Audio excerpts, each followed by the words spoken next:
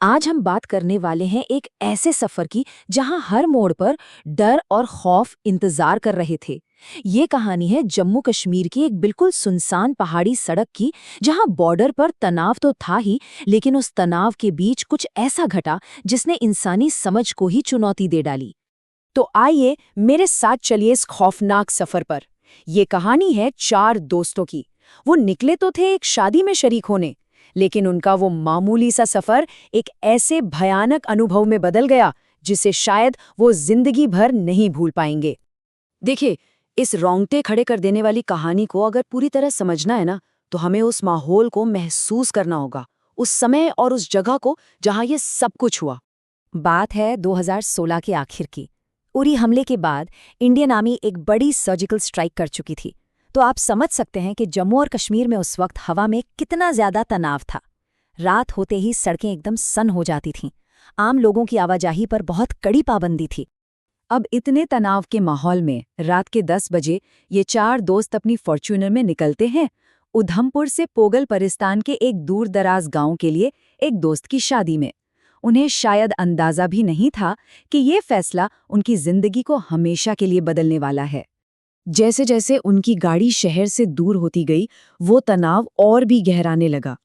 जिन सड़कों पर दिन में चहल पहल रहती थी, वो अब बिल्कुल किसी हॉरर फिल्म के सीन की तरह वीरान और डरावनी लग रही थीं।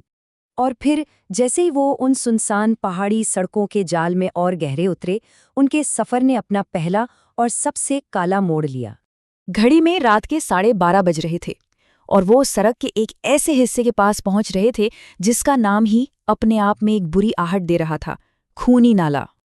और तभी अचानक एक जोरदार धड़ाम की आवाज हुई।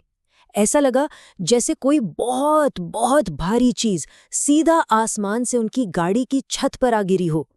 लेकिन सबसे अजीब बात क्या थी जानते हैं? उस चीज ने कोई आवाज नहीं की, कोई गुर्राहट नहीं, कोई खरोच नहीं, बस एक खामोश वजन था। पर उसकी मौजूदगी का एहसास गाड़ी के अंदर बैठे हर इंसान को हो रहा था।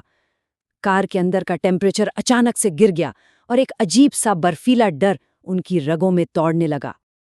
अब तक डर उन्हें पूरी तरह से अपने कब्जे में ले चुका था, पर करें तो क्या करें?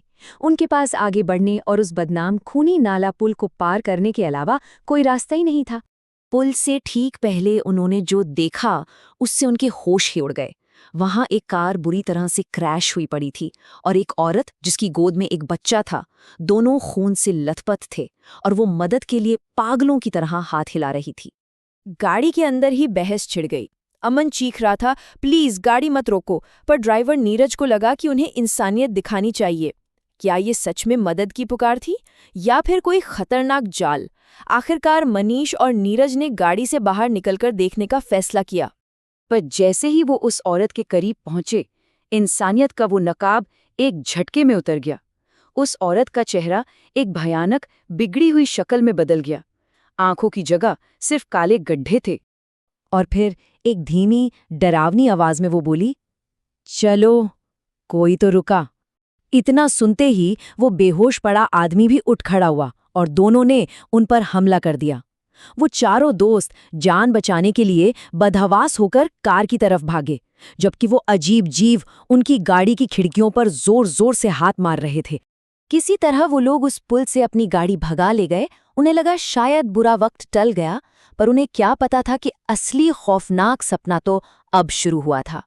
उनका छोटा भाई अमन डर के मारे बेहोश हो गया था, और जब वो उठा तो वो पहले वाला अमन नहीं था। अगले 12 किलोमीटर तक एक अजीब सिलसिला चला। घोड़े पर सवार एक साया बार बार सड़क के बीचों बीच आ जाता था, और हर बार जब वो हिम्मत करके गाड़ी उसके आर पार निकालते, तो वो बिना किसी आवाज के हवा में जैसे घुल जाता था। एक बार नहीं, 2 बार नहीं, पूरे 6 बार। और कार के अंदर अमन एक भयानक बदली हुई आवाज में बोलने लगा, एक बूढ़े आदमी जैसी आवाज। वो कह रहा था, ये तो बस शुरुआत है, आगे आगे देखो होता है क्या। ऐसा लग रहा था जैसे उस पर किसी और का साया हो। तभी उनका एक टायर पंक्चर हो गया। जब वो उसे बदलने के लिए रुके, तो एक और नामुमकिन सी चीज हुई। गाड़ी से निकाला हुआ पंक्चर पहिया अपने आप लुढ़कने लगा और अमन उसी डरावनी आवाज में बोला, वो तुम्हारा टायर ले गया। और वो पहिया चुपचाप 3000 फुट गहरी खाई में जा गिरा।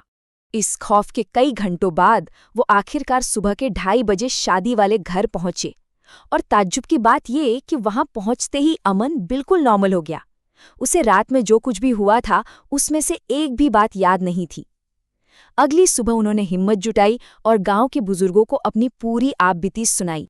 गांव के बुजुर्गों ने जब उस औरत और बच्चे के बारे में सुना तो उन्होंने एक ऐसी कहानी बताई जिसे सुनकर उन दोस्तों के पैरों तले जमीन खिसक गई। उन्होंने बताया कि सालों पहले वहां एक गर्भवती महिला की मौत हुई थी और उसकी आत्मा आज भी उस सड़क पर भटकती है। और वो घुड़सवार, बुजुर्गों ने उसे प्रेतराज बताया, एक बहुत खतरनाक आत्मा जो अमन को अपने साथ ले जाना चाहती थी। तो फिर वो बचे कैसे?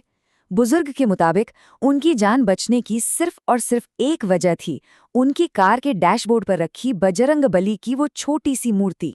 उसी मूर्ति की वजह से वो प्रेतराज अमन को गाड़ी से बाहर नहीं खींच पाया। उस डरावनी भयानक सड़क का आतंक एक तरफ और शादी के घर का जश्न और खुशी दूसरी तरफ। ये फर्क इतना ज्यादा था कि उन दोस्तों को सच में ऐसा महसूस हुआ जैसे वो किसी दूसरी ही दुनिया से गुजरकर यहाँ पहुंचे हों।